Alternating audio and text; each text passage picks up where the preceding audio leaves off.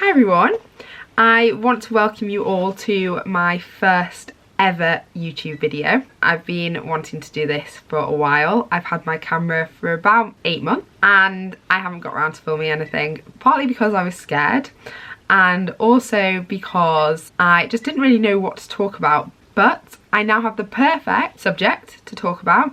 So pretty much every single day I get questions about my Crohn's disease that was brought to light from the Housewives of Cheshire. I get so many people asking about it, people asking for advice that are going through similar, and even like family members of people with Crohn's asking on behalf of their family. So I try to answer as many of these questions as I can, but sometimes I do miss some. I mean, my mum gets sent questions and I just thought it'd be better to put it all in one place, as well as starting my YouTube channel. I firstly want to say I hope everyone had a lovely Christmas. I know that I did. About a week ago, I put a question and answer box on my Instagram for people to ask any questions that they wanted to know about my Crohn's, like mainly for people that whose messages I'd missed, but just for anyone that wanted to ask questions, and then I said that I would be answering them on my YouTube channel. So I've written the questions down and I'm going to answer the ones that were asked most, rather than me going on and on and on about Crohn's for ages, because there's so much to know about Crohn's that I won't talk about today. But if you like the video, maybe I can do another one that goes in more in depth. We'll see how this one does. Just quickly, as a disclaimer, I am obviously not a doctor. I can only talk about my experience and what I've been through. I can't really advise anyone medication wise or food wise. I can only tell you about myself, and I think if you wanted to do any changes to your lifestyle or your medication, obviously consult the doctor first. The first question I got is, what is Crohn's disease? Crohn's is a long-term condition that affects the digestive system, and it's all to do with inflammation along the digestive system. Crohn's disease is part of the inflammatory bowel diseases group, along with ulcerative colitis. But Crohn's disease can affect any part of the digestive tract. I mean, for me, it does affect my mouth, and most commonly it affects the end of the small intestine and the start of the colon, which is an area called the ileum, and that's where it affects me. Then ulcerative colitis only affects the colon. They do have different symptoms, but they are all to do with inflammation. Crohn's is unfortunately a lifelong condition, and there is no cure for it as of yet. There's only medication that we can take to try and manage it, or surgery that can be done to try and manage the symptoms that you get along with it and try and reduce the inflammation along the digestive tract. Crohn's isn't actually infectious, despite the fact that my boyfriend, whenever he gets stomachache, tells me he's cut Crohn's off me. So don't worry, it can't be passed on to anyone. So the second question I got is, when did I first notice symptoms or first go to the doctor? I was about 17 when I first started to get the main symptoms. My main symptom was pain. I would get it on my lower right hand side of my stomach. It was excruciating pain. I would be in and out of hospital constantly, stay in hospital for weeks at a time whilst they tried to figure out what it was. It was horrendous. So that was when I was about 17, and it was when I was in my first year of sixth form, so I did miss a lot of school, a lot of it, because I was in and out of hospital. The next question is, how long did it take for me to get diagnosed? So I've only recently got a diagnosis, so it's taken me around 5 years, I would say. I was about 22 when I got my official diagnosis. We always knew that it was kind of Crohn's, but it was never like we are 100%, it was always with like 95% it's Crohn's. And the reason why it took so long is because firstly it was hard to diagnose. It wouldn't ever show up on tests like the MRI. Even the colonoscopies, the doctor would say, well, we can see inflammation, but the biopsies have come back fairly normal. So that was quite confusing. Not only that, I would go through periods of time where I didn't have any symptoms, or where I'd be managing the condition quite well, so I wouldn't feel the need to go and get the tests, or wouldn't really put that at the top of my priority list of getting a diagnosis. I just kind of continued as I was, and when the pain came back, I would go to the doctors. Question number 4 is, what symptoms do I get? The main symptoms that I get, well, the main symptom is pain on my right side. That is when I'm like in agony. I can't move out of bed. I feel really sick from the pain. That's the only really major symptom that I get with my Crohn's disease, which I think is why it was so hard to diagnose, because it could have been anything.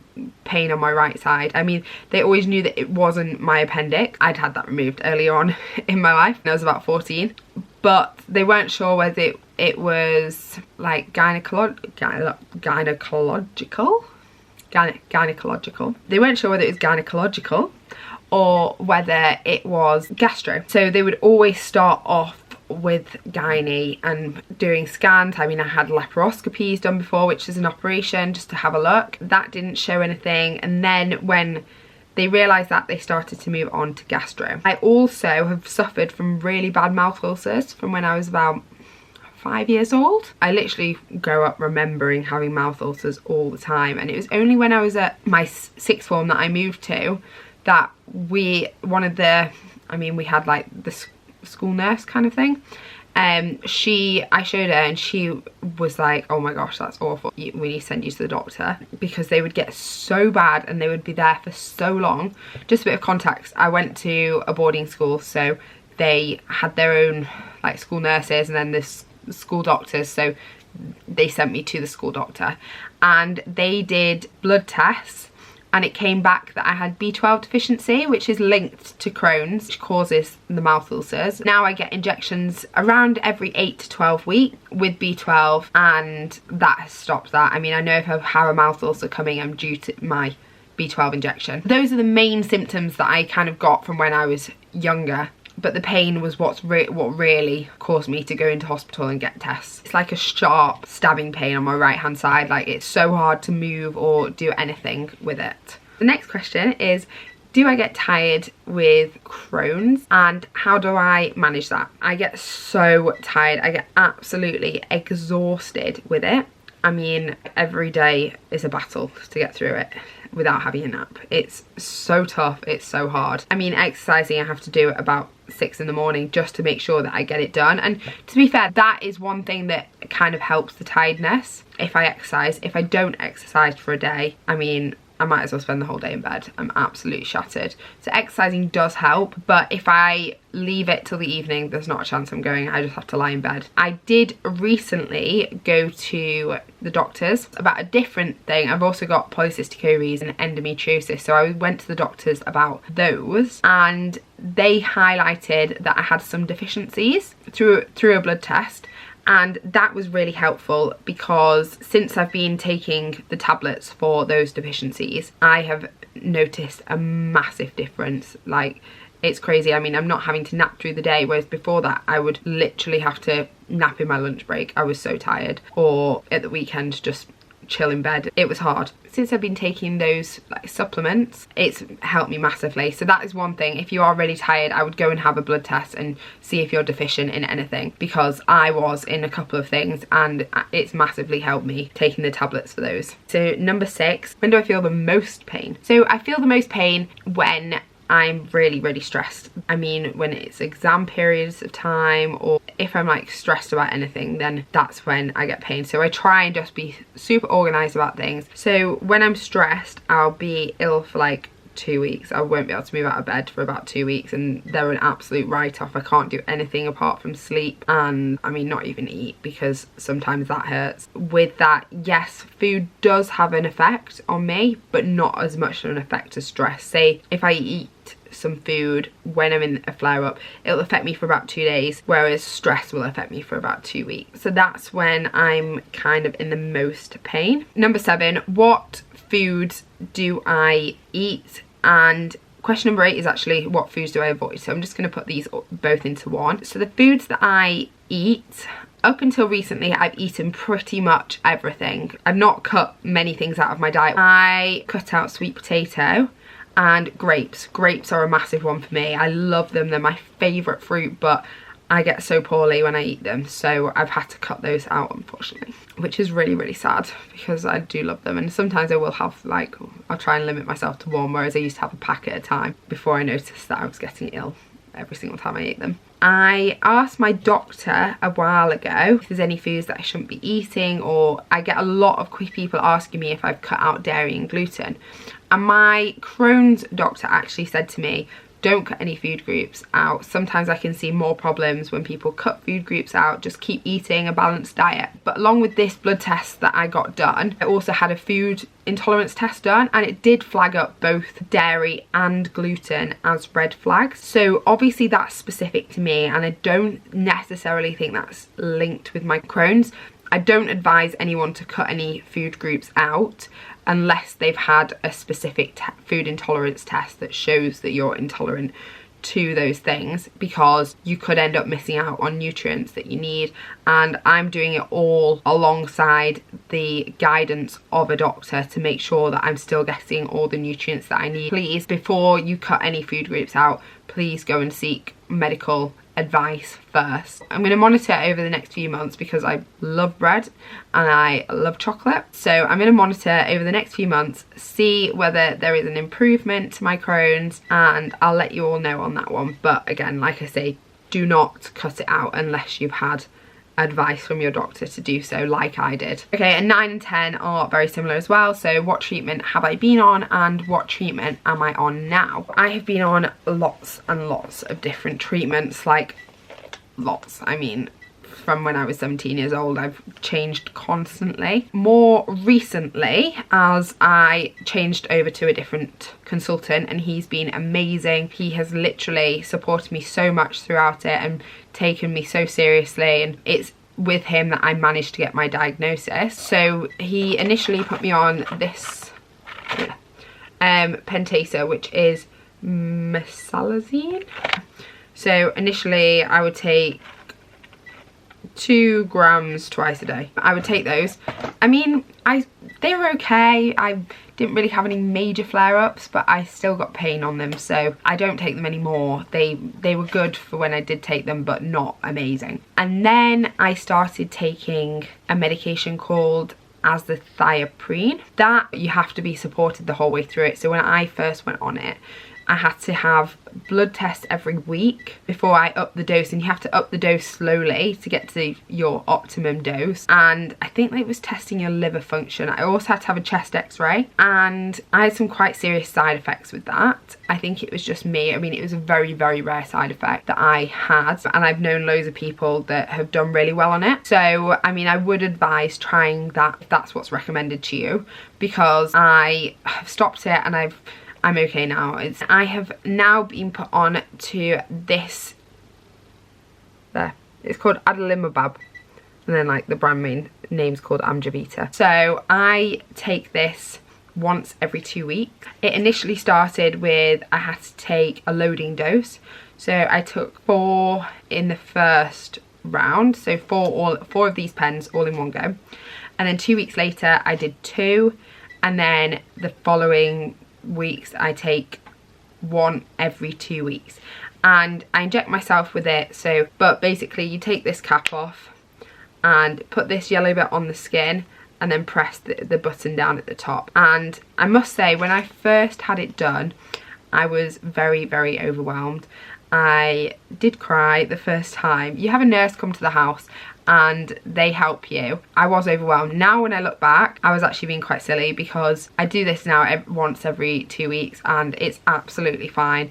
It doesn't hurt, and I'm just so happy I'm on this medication now, because I've not really had many problems since. I've not had weeks of problems unlike before. I've kind of just maybe had like one day where I'm like, oh, my tummy's really hurting today. But this has really, really helped me. It's a biologic. I don't really know that much about them, so I don't want to say too much. But I know it's quite an advanced medication, and I would recommend it to anyone that is going to go on a biologic, because it's really helped me. So I'm now going to talk about what process I went through to get diagnosed. So again, like I said, it was quite a long process. I had 3 colonoscopies in total with biopsies taken. Don't get me wrong, when I first got told that I needed a colonoscopy, I was literally traumatized. But you get sedated, you don't remember any of it, and I've been through 3 now. They're absolutely fine. You're literally like, you're awake, but you might as well be asleep because you don't remember it all. And then I have had MRIs, nothing showed up on those. I've obviously had lots of blood tests, which my inflammation markers were always raised. What else have I had? I've had CT scans. Then what really kind of helped me get my diagnosis was I did a stool sample, which showed really high levels of inflammation, or I think it's called calprotectin is what they test for, and that was really high in comparison to what it should have been. So then that led to me having a camera test, and basically what I did is I swallowed a capsule about this big. It was like taking like a cod liver oil tablet, and wore a belt all day, and what it did was Bluetooth connect to the belt. I went to the hospital in the morning, swallowed it, and then went away for the day and went back later on. It basically takes loads of pictures throughout the digestive tract, and then the doctor looks at all these pictures and sees whether they can see any signs of Crohn's or ulcerative colitis. It was this that really got me my diagnosis. The stool sample and the camera test together was amazing. I mean, they literally said straight away then, yes, you've got Crohn's, we're going to start you on the medication. And that's when they started me on like the medication specifically for Crohn's. That's where it's kind of gone uphill from there. So yeah, I would advise anyone to kind of push for that camera test because it's so specific about what it tells you. And also the stool samples, as like horrible as they are, it's not ideal. It really helped me, and it led to my diagnosis, and I wish that I'd done it sooner than 5 years down the line of having pain. The second to last question I got was, have I ever had to have surgery, and how would I feel about that? So I have never had to have surgery. However, I have had quite a few messages from people saying that having surgery has changed their life. Having the colostomy bag has really transformed how they're able to live their life. They wouldn't go back.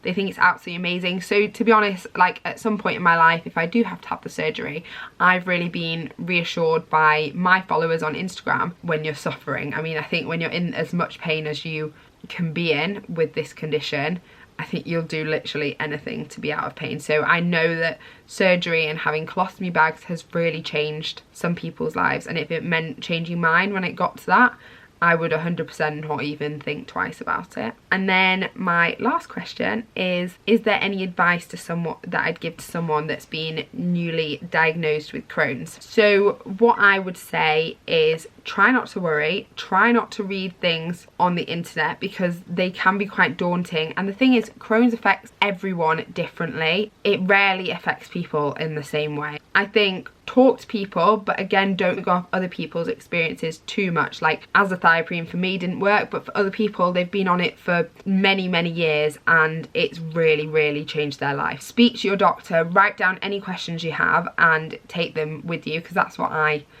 do. And make sure that if you haven't been diagnosed but you're pretty certain that you have it like I did, then I would 100% push for that stool sample and the swallowing the camera. So that's the end of this video for now. I would like to thank you so much for listening. I really hope that I have managed to help at least one of you. It is tough, but it is possible to not let it control your life. I will probably do more videos now I've done my first one and I've got over that. So let me know if there's anything that you'd like to see. Let me know if you like it. I think that you can do like a thumbs up if you like the video, if it was useful, and subscribe so I know if like you want to see more videos from me. Thank you so much.